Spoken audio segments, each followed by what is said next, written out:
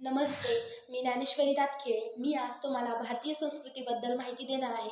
भारतीय संस्कृती ही खूप प्राचीन काळापासून चालत आलेली संस्कृती आहे. आपल्या पूर्वजांनी भारतीय संस्कृतीचे जतन करून ती आपल्यापर्यंत पोहोचवली. आपणही भारतीय संस्कृतीचे जतन करून ती आपल्या पुढील पिढीकडे पोहोचवावी, म्हणून मी भारतीय संस्कृती हा विषय निवडलेला आहे. भारतीय संस्कृती इसवी सन पूर्व 1000 ते इसवी सन पूर्व 1600 या दरम्यान उदयास आली. भारतीय संस्कृतीचे दोन काळ.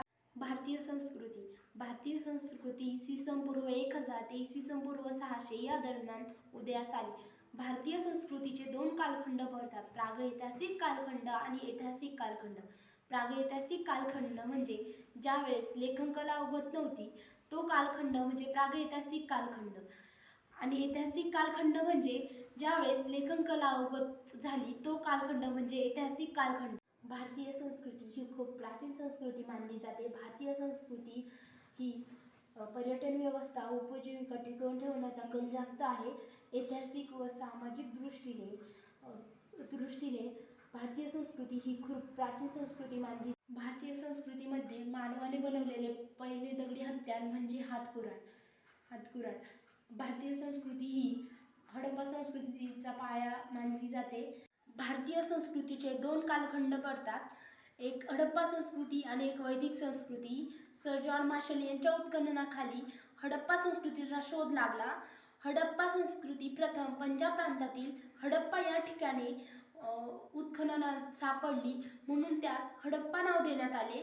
रखालजीदास बॅनर्जी यांच्या उत्खननाखाली या संस्कृतीचे अनेक अवशेष सापडले.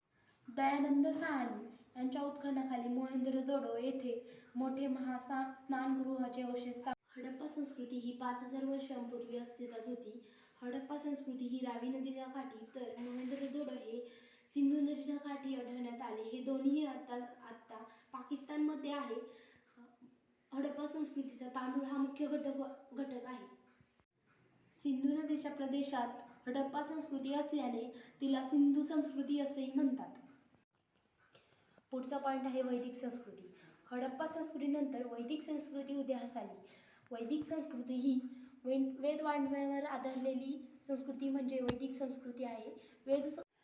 पुढचा पॉईंट आहे वैदिक संस्कृती. हडप्पा संस्कृतीनंतर वैदिक संस्कृती उदयास आली.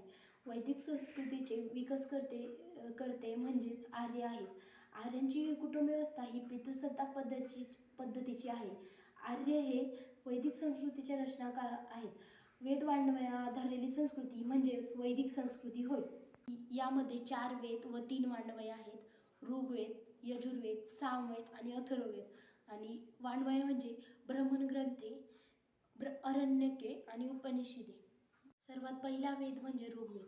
ऋग्वेद हा सर्वात प्राचीन वेद आहे आणि आर्यांचा आद्यग्रंथ म्हणूनही ओळखला जाणारा वेद म्हणजे ऋग्वेद आहे. दुसरा वेद म्हणजे यजुर्वेद.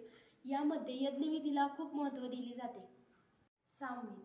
भारतीय संगीताचा पाया सामवेदास मानला जातो.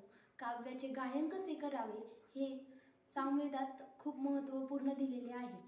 अथर्ववेद. जीवनातील अडचणी, औषधी वनस्पती आणि संकटांवरील उपाय याची माहिती महत्त्वपूर्ण दिलेली आहे. ब्राह्मणग्रंथ. यज्ञविधी कसा करावा याची माहिती महत्त्वपूर्ण दिलेली आहे. आरण्यके. अरण्यात जाऊन केलेले चिंतन म्हणजे आरण्यके होय. उपनिषदे. गुरुजवळ बसून मिळवलेले ज्ञान म्हणजेच उपनिषद. भारतीय संस्कृती ही चिरंतन काळापासून चालत आलेली आपल्याला पाहायला मिळते. आपणही आपल्या संस्कृतीचा वारसा जपणे गरजेचे आहे. आपल्या भारतीय संस्कृतीमध्ये विविध प्रकारचे लोक राहतात. त्यांनाही आपण आपल्याचप्रमाणे भारतामध्ये विविध प्रकारचे लोक आढळून येतात. त्यांच्या जाती व धर्म यामध्ये विविधता आढळून येते. भारतातील सर्व संस्कृती व परंपरा ह्या महत्त्वाच्या मानल्या जातात. म्हणूनच तर भारत हा विविधतेने नटलेला देश आहे असे आपल्याला समजते. सर्व धर्म समभाव मानले जातात. त्यामुळेच तर भारतीय संस्कृतीचे जतन व भारतीय संस्कृती टिकवून ठेवण्याचा प्रयत्न आम्ही पुरेपूर करू. जय शिवराय. धन्यवाद.